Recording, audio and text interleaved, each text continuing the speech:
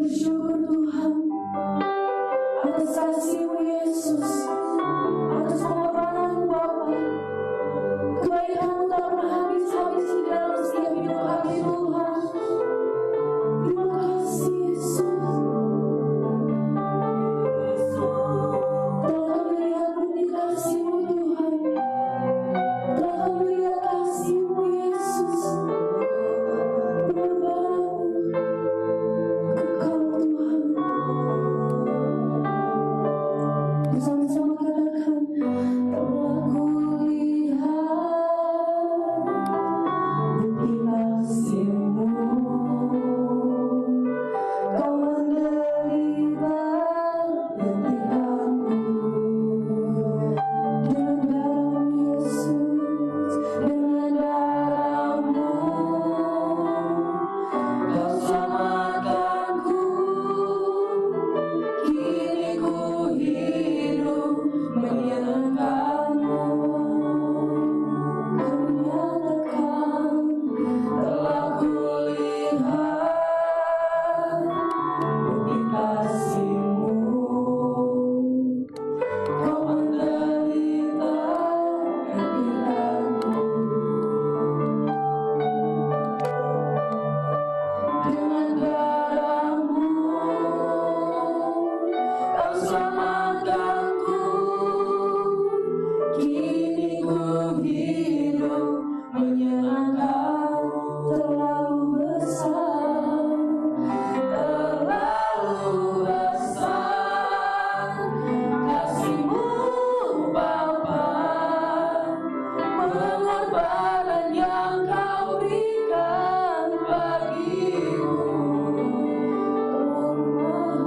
terlalu mahal.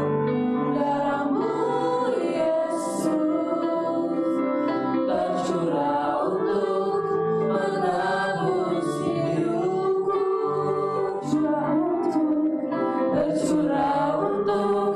menebus hidupku. Tercurah untuk menebus hidupku.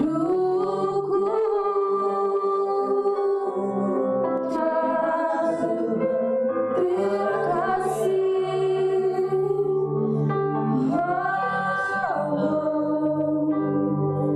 Kaya raya Tuhan, kaya raya Yesus. Bapa, kami mau mendengarkan suara-Mu. Biar Engkau menyampaikan isi hati-Mu kepada setiap kami, supaya kebenaran-Mu yang menjadi inspirator perjalanan iman kami sungguh akan menguatkan, meneguhkan kami untuk semakin dekat kepada-Mu. Terima kasih Bapa, kami siap untuk mendengarkan firman-Mu. Karenanya berbicaralah dalam nama Tuhan Yesus Kristus. Haleluya. Amin. Amin. Shalom jemaat yang dikasihi Tuhan. Kita bersyukur di minggu ini, tepatnya hari Jumat, kita boleh beribadah kepada Tuhan melalui ibadah Jumat Agung, sehingga kita dapat mengingat kembali apa yang Tuhan buat dalam kehidupan setiap kita. Betapa tidak kekasih Tuhan dimanapun berada,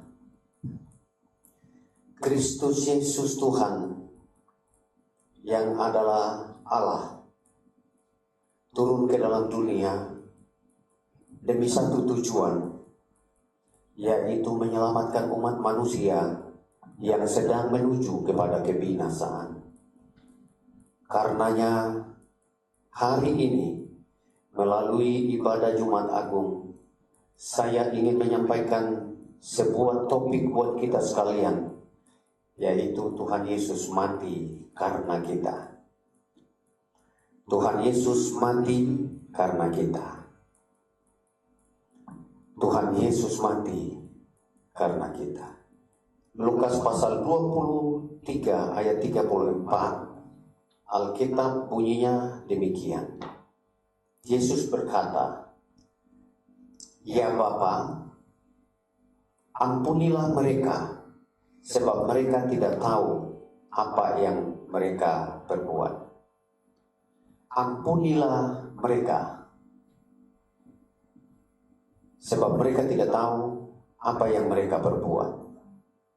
Kata ampunilah mereka ini diambil dari kata aslinya, yaitu epiemi. Nah, kata epiemi memiliki pengertian memaafkan atau melepaskan pengampunan.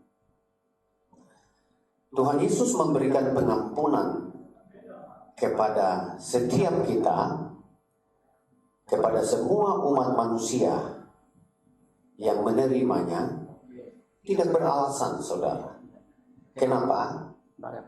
Tuhan Yesus memberikan pengampunan kepada mereka yang tidak tahu kesalahannya. Orang kalau mau diampuni, tentu orang itu harus tahu kesalahannya, baru diampuni. Ada timbal baliknya, ada komunikasinya. Jadi seseorang diberitahukan kesalahannya, kamu kesalahannya adalah ini, diberitahu.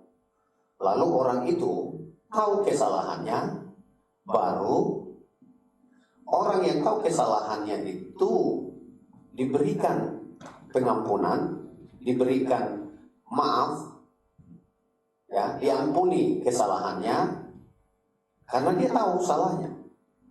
Tetapi tahukah Anda bahwa inilah arti daripada tema hari ini, Tuhan Yesus mati karena kita. Dia mengampuni orang yang tidak tahu perbuatan salahnya. Aneh kan? Firman Tuhan mencatatnya, "Ya Bapa, ampunilah mereka, sebab mereka tidak tahu apa yang mereka perbuat." Orang yang tidak tahu perbuatan mereka salah, diampuni oleh Tuhan. Ini sesuatu yang luar biasa. Artinya begini, bahwa setiap orang yang bersalah, tidak tahu kesalahannya, ini tidak lazim. Tanpa orang mengakui kesalahannya, tanpa orang mengetahui perbuatan salahnya, diampuni. Itulah epiemi. Dan apa yang saya sampaikan ini adalah pengampunan yang limpah yang datang dari Tuhan. Tuhan Yesus mati karena kita, maka berkenaan dengan itu, ucapan yang pertama yang diucapkan oleh Tuhan Yesus di Bukit Golgota, di atas kayu salib adalah, "Ya Bapa, ampunilah mereka, sebab mereka tidak tahu apa yang mereka perbuat." Orang yang pertama yang menerima keselamatan pada saat kematian Tuhan Yesus adalah orang yang ada di samping kanannya.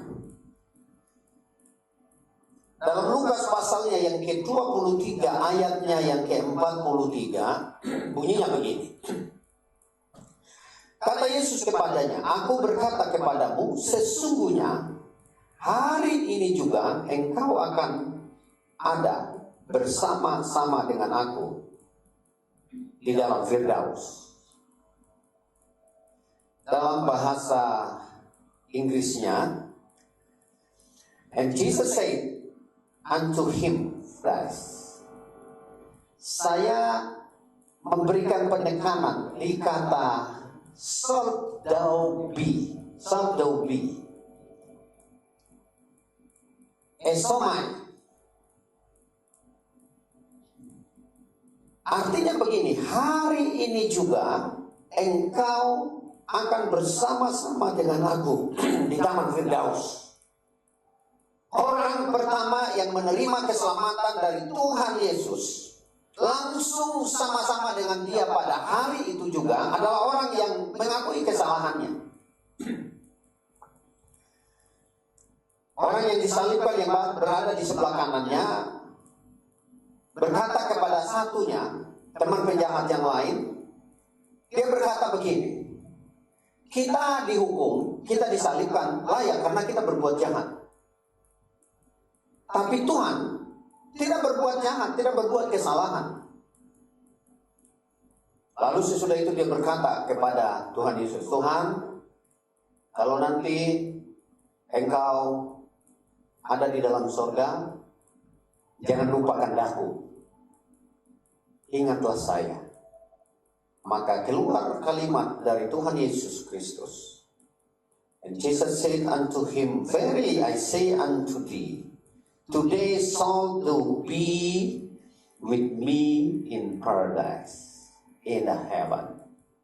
Hari ini juga engkau akan bersama-sama dengan aku di Taman Firdaus. Siapa manusia yang tidak menginginkan sorga? Maka saya menyebutnya bahwa keselamatan yang diperoleh setiap kita adalah anugerah. Anugerah khusus adalah impian setiap orang. Enak ya? Seandainya pada waktu itu karena dalam kesalahanku aku berbuat salah, aku mengalami hukuman dan Tuhan Yesus langsung mengeluarkan proklamasi, hari ini juga engkau akan bersama-sama dengan aku.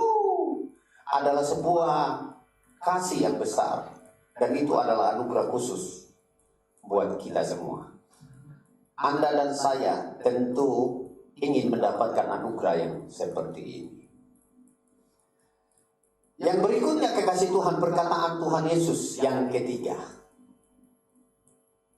Tertulis di dalam Yohanes pasalnya yang ke-19 ayatnya yang ke-26. Ketika Yesus melihat ibunya dan murid yang dikasihinya di sampingnya, berkatalah ia kepada ibunya, Ibu, inilah anakmu. Kemudian katanya kepada murid-muridnya, inilah ibumu. Dan sejak saat itu, murid itu menerima dia di rumahnya. Nah, kekasih Tuhan, saya menyebutnya di bagian ini adalah menjaga ketahanan kasih. Hubungan yang baik antara satu dengan yang lainnya. Ada pesan dari Tuhan, Ibu, inilah anakmu. Dan dia berkata kepada murid-muridnya, itulah ibumu. Artinya begini, Tuhan Yesus sedang berpesan kepada ibunya sebagai manusia, Maria, Ibu, ini anak-anakmu. Ini anakmu. Ini anakmu. Lalu dia pesan kepada murid-muridnya, inilah ibumu. Artinya, kita semua harus menjaga hubungan kasih antara satu dengan yang lainnya. Matius pasal 24 ayatnya yang ke-34 sampai dengan ayatnya yang ke-3 sampai ayatnya yang ke-40 berkata begini. Dan raja itu akan berkata kepada mereka yang di sebelah kanannya, Mari hai kamu yang diberkati oleh Bapakku, terimalah kerajaan yang telah disediakan bagimu sejak dunia dijadikan. Sebab ketika aku lapar, kamu memberi aku makan. Ketika aku haus, kamu memberi aku minum. Ketika aku seorang asing, kamu memberi aku tumpangan. Ketika aku telanjang, kamu memberi aku pakaian. Ketika aku sakit, kamu melawat aku. Ketika aku dalam penjara, kamu mengunjungi aku. Maka kata orang benar itu akan menjawab dia. Katanya, Tuhan, bila manakah kami melihat engkau lapar dan kami memberi engkau makan, atau haus dan kami memberi engkau minum? Bila manakah kami melihat engkau sebagai orang asing dan kami memberi engkau tumpangan, atau telanjang dan kami memberi engkau pakaian? Bila manakah kami melihat engkau sakit atau dalam penjara dan kami mengunjungi engkau?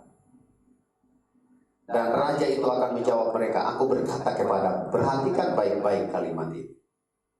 ayatnya yang ke-40, Matius pasal 25 ayat 40. Sesungguhnya segala sesuatu yang kamu lakukan untuk salah seorang dari saudaraku yang paling hina ini, kamu telah lakukan untuk aku. Artinya Tuhan ingin supaya setiap kita tidak hanya bicara, tetapi berbuatlah sesuatu. Seperti apa yang diucapkan oleh Tuhan Yesus, ketika aku lapar, engkau memberi aku makan. Ketika aku haus, engkau memberi aku minum. Ketika aku telanjang, engkau memberi aku pakaian. Ketika aku tidak mempunyai tempat untuk tumpangan, engkau memberikan tumpangan kepadaku, dan seterusnya. Hubungan ini harus dijaga sebagai bukti bahwa kasih kepada Tuhan adalah aplikasi dari kasih antara satu dengan yang lainnya. Kalau engkau mengasihi Tuhan, maka buktikan ketika engkau menolong orang yang sedang membutuhkan pertolongan. Gereja Tuhan hari-hari ini tidak lagi meributkan apa yang menjadi pengajaran teologi sehingga satu dengan yang lainnya saling menyerang. Dari mimbar ini, sahabat Tuhan, hamba-hamba Tuhan, rekanku dimanapun berada, ayo kita saling mendoakan satu dengan yang lainnya. Dari mimbar yang kudus ini saya memberikan pesan buat kita sekalian. Ayo berbuatlah sesuatu yang lebih berdampak, menunjukkan bahwa Kristus yang penuh kasih itu menyatakan kasihnya melalui perbuatan kita. Berbagi kepada sesama, seperti orang Samaria yang murah hati, seperti Dorcas atau Tabita yang membagikan sesuatu bagi orang lain. Dibutuhkan anak-anak Tuhan hari-hari ini untuk melakukan sesuatu yang dapat memuliakan Tuhan. Kekasih Tuhan, itulah perkataan Tuhan Yesus yang ketiga, sebagai bukti bahwa Ia mati untuk kita. Yang keempat, saudara, engkau tidak ditinggalkannya atau engkau tidak dijadikannya yatim piatu. Matius pasalnya yang ke-27 ayat 46. Kira-kira jam 3. Ini jam 3 petang. Afternoon. Berserulah Yesus dengan suara nyaring, Eli, Eli, lama sabachthani. Yang artinya, Allahku, Allahku, mengapa engkau meninggalkan aku? Kekasih Tuhan, saya sedikit memberikan penjelasan di sini bahwa Tuhan Yesus adalah Allah, tetapi Dia juga adalah manusia. Allahnya 100%, manusianya 100%. Manusia ilahi. Namanya manusia ilahi. Dia bukan hanya memiliki kandungan keilahian sekian persen. Dan keilahiannya adalah 100%. Itulah sebabnya di dalam Filipi pasalnya yang kedua, ayatnya yang kelima,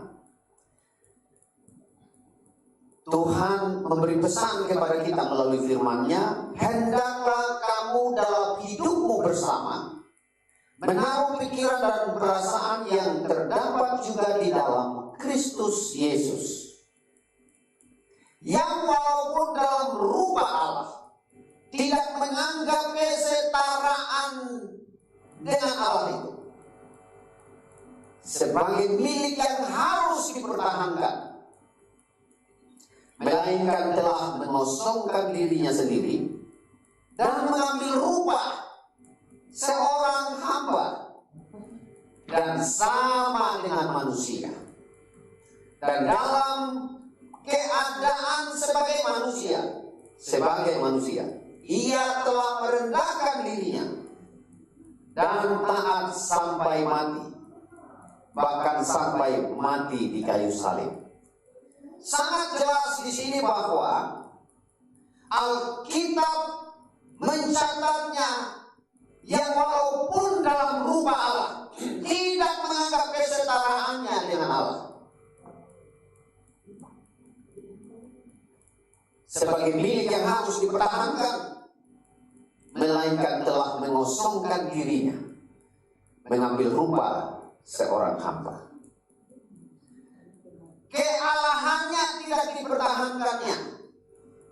Dia mengambil rupa seorang hamba. Untuk apa? Mengambil rupa seorang hamba, mengambil rupa manusia. Tujuannya apa? Supaya Allah yang konon tidak dapat dijangkau dengan akal dan pikiran manusia, logika manusia, secara logisnya tidak akan pernah mampu untuk bertemu dengan Allah. Tidak akan pernah. Satu-satunya yang Tuhan Yesus lakukan adalah, yang Allah lakukan adalah, ia turun ke dalam dunia mengosongkan dirinya, mengambil rupa manusia. Supaya apa? Supaya manusia yang berdosa dapat berjumpa dengan dia, bertemu dengan dia, berkomunikasi dengan dia, berjabat tangan dengan dia, merasakan, menerima tumpangan tangannya. Itulah Allah. Karena manusia dengan Allah yang kudus itu tidak dapat bertemu, saudara. Hanya dengan mengambil rupa seorang hamba, maka manusia dapat bertemu dengan dia.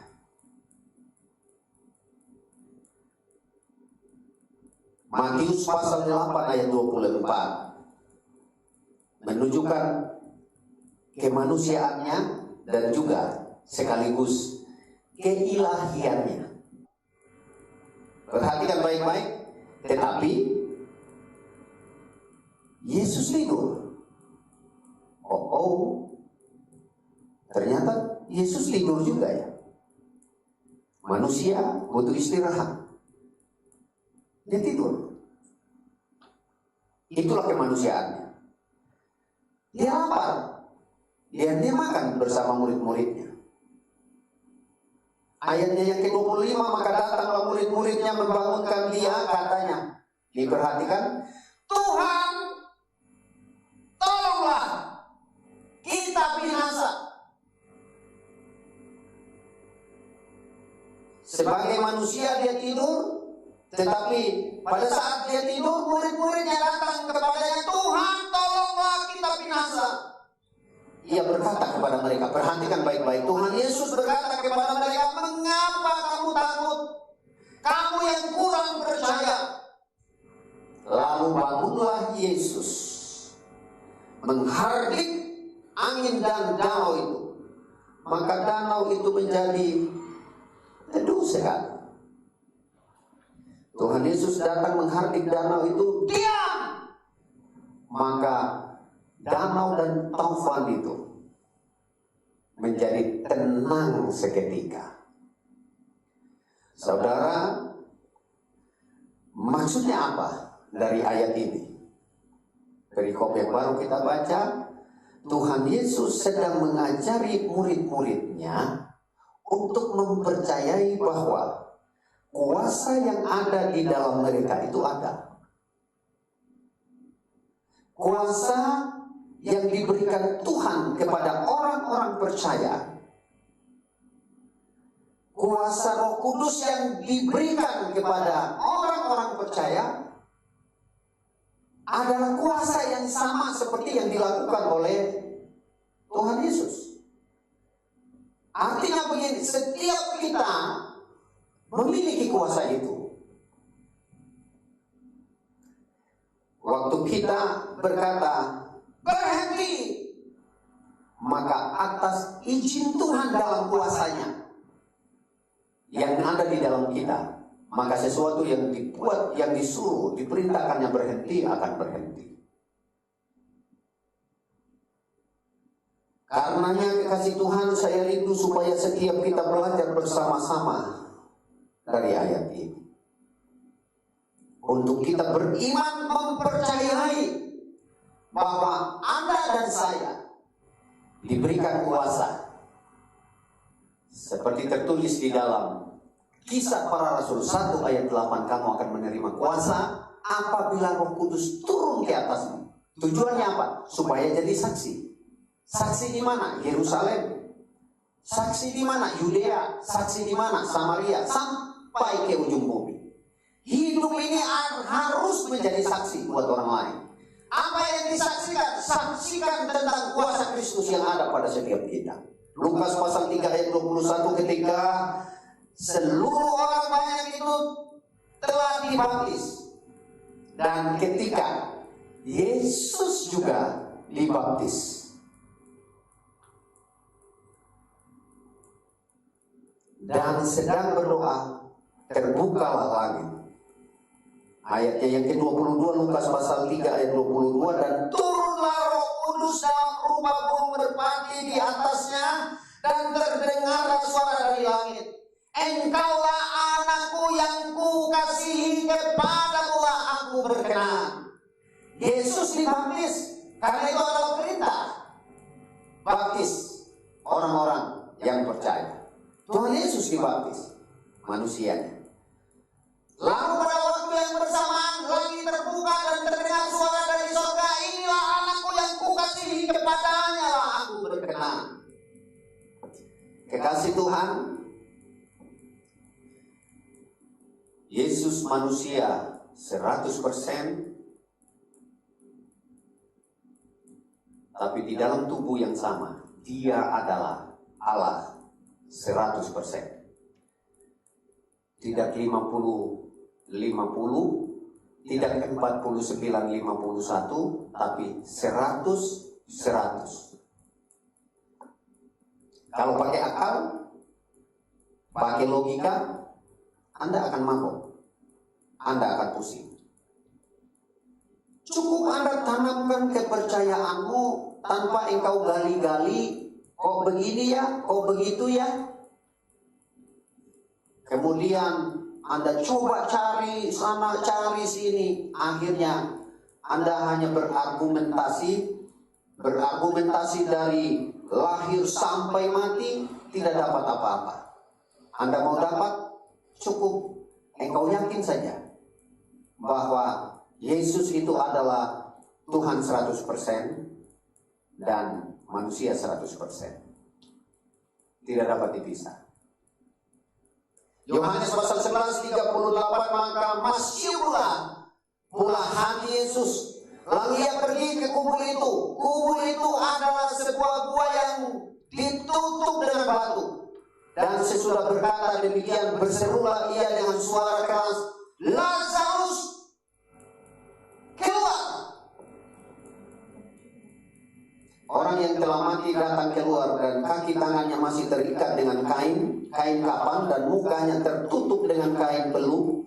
Kata Yesus kepada mereka, bukalah kain-kain itu dan biarlah ia pergi. Saudara, kubur saja, Lazarus sudah 4 hari dalam kubur. Secara manusia, hatinya masih gula hati Yesus. Ada belas kasihan yang sangat kuat. Lalu Lazarus yang sudah 4 hari dalam kubur, saya mau tanya kepada kita.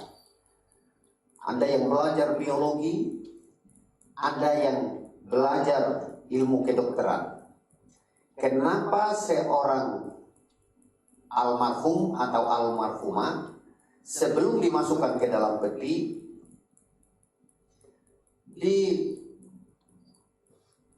disuntik apa? Formalin dulu. Supaya apa? Supaya tubuhnya tahan. Hari pertama hari kedua sudah mulai bau, hari ketiga semakin bau, apalagi hari keempat. Tapi tahukah Anda, ini bukan dongeng, catatan sejarah pelayanan Kristus Yesus Tuhan. 4 hari dia di dalam kubur. Sudah dikubur, bukan di rumah, bos. Lazarus keluar. Dan Lazarus bangkit dari kematiannya. Yang dapat melakukan ini hanya Tuhan. Karena kalau bukan Tuhan, Lazarus tidak akan pernah mengalami kebangkitan. Artinya berarti hanya Tuhanlah yang bisa membangkitkan orang mati. Siapa di antara kita yang bisa membangkitkan orang mati? Tidak ada, selain daripada Tuhan sendiri. Dan Yesus Kristus Tuhan membuktikan ketuhanannya. Dia melakukannya. Yesus bangkit. Lazarus bangkit dari kematian. Ayatnya yang ke-44. Orang yang telah mati itu datang keluar. Kaki dan tangannya masih terikat dengan kafan. Dan mukanya tertutup dengan kain peluh. Kata Yesus kepada mereka, bukalah kain-kain itu dan biarlah ia pergi. Ibrani pasal 1 ayatnya yang ke-6, ketika ia membawa pula anaknya yang sulung ke dalam dunia, ia berkata, semua malaikat Allah harus menyembah dia. Malaikat harus menyembah Yesus Kristus Tuhan. Karena kita sekarang mempunyai imam yang besar yang telah melintasi semua langit, yaitu Yesus, anak Allah. Anak Allah. Saya tahan sejenak ya. Banyak pengajaran yang kita sudah dengar. Tapi hari ini di kesempatan ini saya coba mengeluarkan sebuah statement. Allahnya orang Kristen kok beranak ya?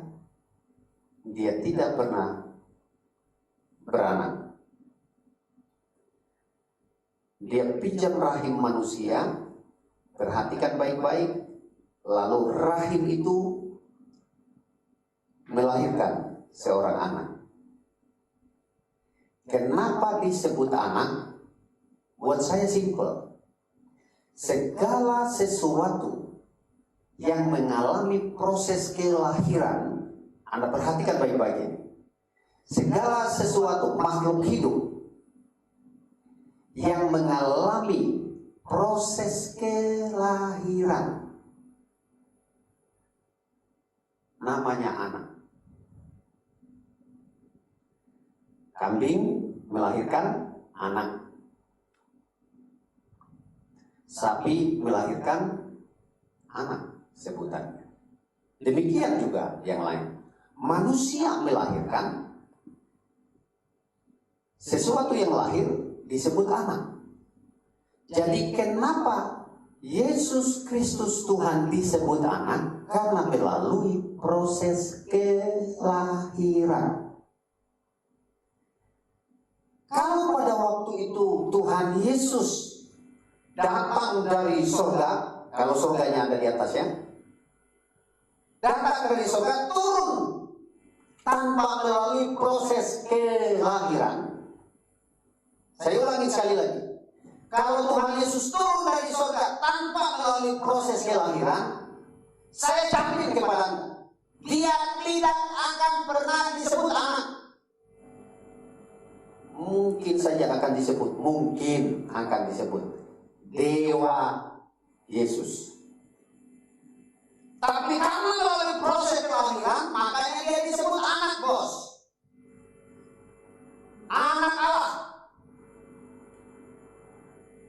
Allah yang adalah anak. Kenapa? Karena lahir. Makanya disebut anak. Nah, karena itu kekasih Tuhan, hal ini tidak perlu diperdebatkan. Kalau ada statement-statement yang bilang kalau lahir bidannya siapa, ya nggak apa-apa. Memang kekristenan itu adalah penderitaan. Bidannya siapa? Bos, saya lahir sampai hari ini nggak tahu bidan saya siapa. Bahkan dengar-dengar mama saya merojolin saya lahir begitu saja tanpa ada bidan pada waktu itu. Kebetulan saya lahir pada, bisa dibilanglah nyaman bahwa karena belum ada listrik zaman saya lahir. Rumah sakit yang belum begitu terkenal pada masa saya.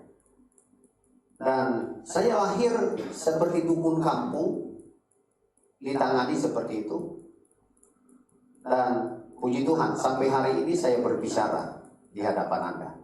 Artinya, kejadianku dahsyat dan ajaib. Siapa yang membuatnya? Dia Tuhan pencipta langit dan bumi, yang telah datang ke dalam dunia, ngambil rupa seorang hamba, rupa manusia, namanya Yesus Kristus Tuhan, lahir, makanya dia disebut anak. Kemudian dia naik ke surga, dia berjanji akan mengutus penghibur yang lain, yaitu Roh Kudus, yang sama dengan kita. Yang Alkitab katakan, roh yang ada di dalam kamu lebih besar dari roh yang ada di dalam dunia ini. Itulah Roh Kudus. Nah, kekasih Tuhan, poin yang berikutnya, ucapan Tuhan Yesus yang kelima adalah Yohanes pasalnya yang ke-19 ayatnya yang ke-28, yang bagian akhirnya bunyinya, aku haus.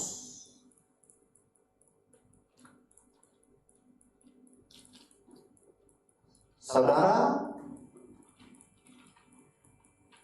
ini juga menunjukkan bahwa Kristus Yesus adalah manusia. Waktu dia ditinggal Bapa, kemudian dia berseru, Eli, Eli, lama sabachthani. Kealahannya meninggalkan dia. Kemanusiaannya merasa ia ditinggal.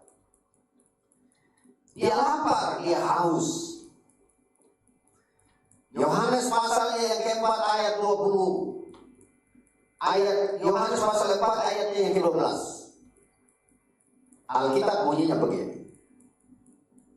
Adakah engkau lebih besar daripada Bapa kami Yakub yang memberi sumur ini kepada kami, yang telah minum sendiri dari dalamnya, ia serta anak-anaknya dan ternaknya? Jawab Yesus kepadanya, barang siapa minum air ini, ia akan haus lagi.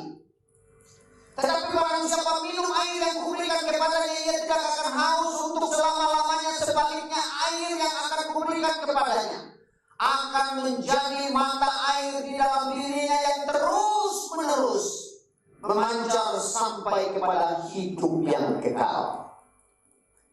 Saudara yang dikasihi Tuhan, kalau Anda dan saya secara manusia mengalami kehausan, Kristus Yesus juga mengalami kehausan. Tetapi dalam masalah kerohanian, kalau Anda tinggal di dalam Dia, Anda akan selalu puas. Anda tidak akan haus lagi. Kenapa? Karena Kristus Yesus Tuhan sudah menanggung haus kita. Sehingga setiap kita yang minum dari air kehidupan Kristus Yesus Tuhan, kita tidak akan haus lagi. Ini jaminan, saudara. Karena itu engkau mau dipuaskan dari dahagamu, minumlah air hidup. Dan air hidup itu adalah firman yang engkau renungkan, yang engkau hidupi setiap hari. Dan yang ke-6 perkataan Yesus, menyelesaikan penyelamatan. Yohanes pasal 19 ayatnya yang ke-30 berkata, sesudah Yesus minum anggur asam itu, berkatalah ia, sudah selesai, finish. Lalu ia menundukkan kepalanya dan menyerahkan nyawanya. Kekasih Tuhan dalam bahasa aslinya itu tulisannya Nissan.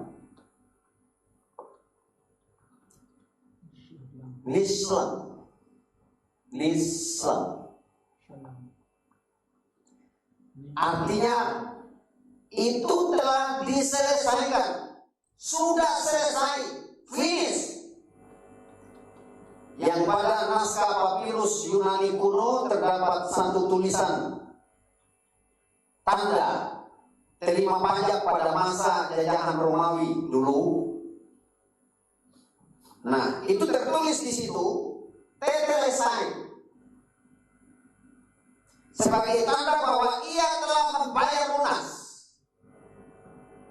Artinya begini, utang atau perbuatan dosa kita sudah selesai, lunas, dibayar oleh Kristus Yesus.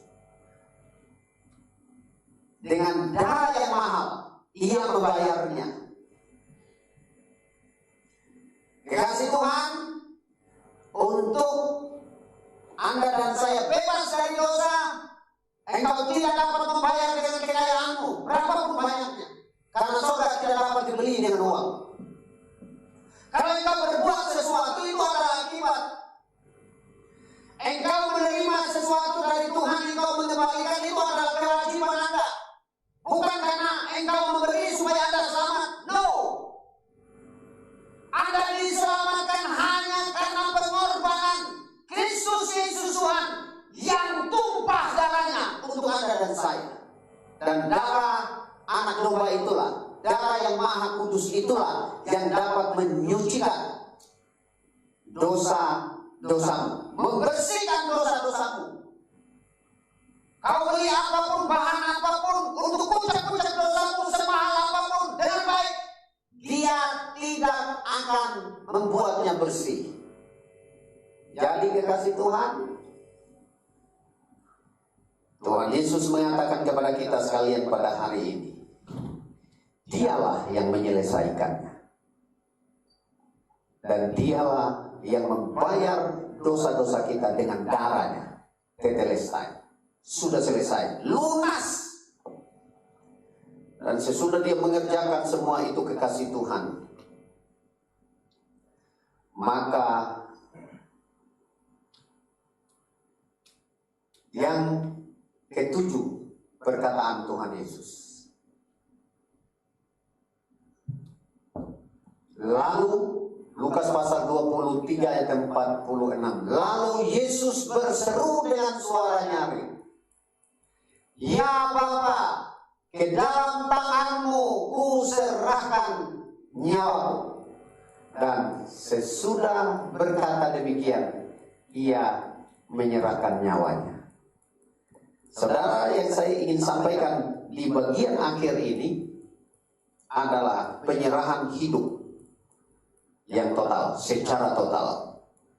Kristus Yesus Tuhan menyerahkan hidupnya dalam karya penyelamatan seisi dunia. Penyerahannya total. Penyerahan dirinya demi Anda dan saya total, tidak separuh-separuh, saudara. Makanya disebut kasih agape, kasih tanpa balas. Bersyukurlah kita oleh karena Tuhan Yesus menyelamatkan kita. Biar 7 perkataan ini menjadi berkat kita, buat kita pada hari ini. Yesus berkata, ya Bapa, ampunilah mereka sebab mereka tidak tahu apa yang mereka perbuat. Itu perkataannya yang pertama. Kata Yesus kepadanya, aku berkata kepadamu, sesungguhnya hari ini juga engkau akan ada bersama-sama dengan aku di taman Firdaus. Dapat kasih, dapat anugerah khusus dalam hidup ini. Yesus melihat ibunya dan murid yang dikasihinya di sampingnya. Berkatalah ia kepada ibunya, "Ibu, inilah anakmu." Kemudian katanya kepada murid-muridnya, "Inilah ibumu." Dan sejak saat itu, murid itu menerima dia di dalam rumahnya. Perkataan yang berikutnya kira-kira jam 3, berserulah Yesus dengan suara nyaring, "Eli, Eli, lama sabachthani," yang artinya, "Allahku, Allahku, mengapa engkau meninggalkan aku?" Anda tidak ditinggalkan, karena Yesus telah mewakili ditinggal supaya Anda dan saya tidak ditinggalkan Allah. Sesudah itu, karena Yesus tahu bahwa segala sesuatu telah diselesaikan, berkatalah ia, supaya genaplah yang dikatakan ada tertulis dalam kitab suci, "Aku haus." Sesudah Yesus minum anggur asam itu, berkatalah ia, "Sudah selesai." Lalu menundukkan kepalanya dan menyerahkan nyawanya. Dan kata terakhir Tuhan Yesus di atas Bukit Golgota, kayu salib,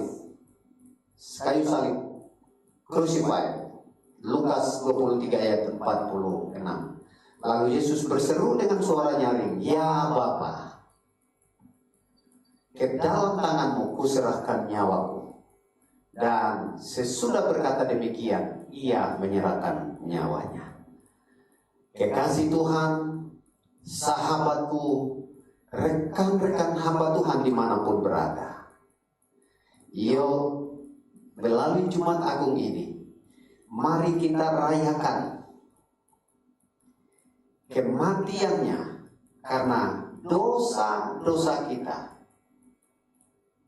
Kita boleh ditebus, dan marilah kita saling mengasihi, saling memaafkan, saling mengampuni satu dengan yang lainnya, seperti Tuhan Yesus telah mengampuni kita. Selamat hari Jumat, kasih Tuhan melimpah atas hidup kita. Tuhan Yesus memberkati. Aku berserah, aku berserah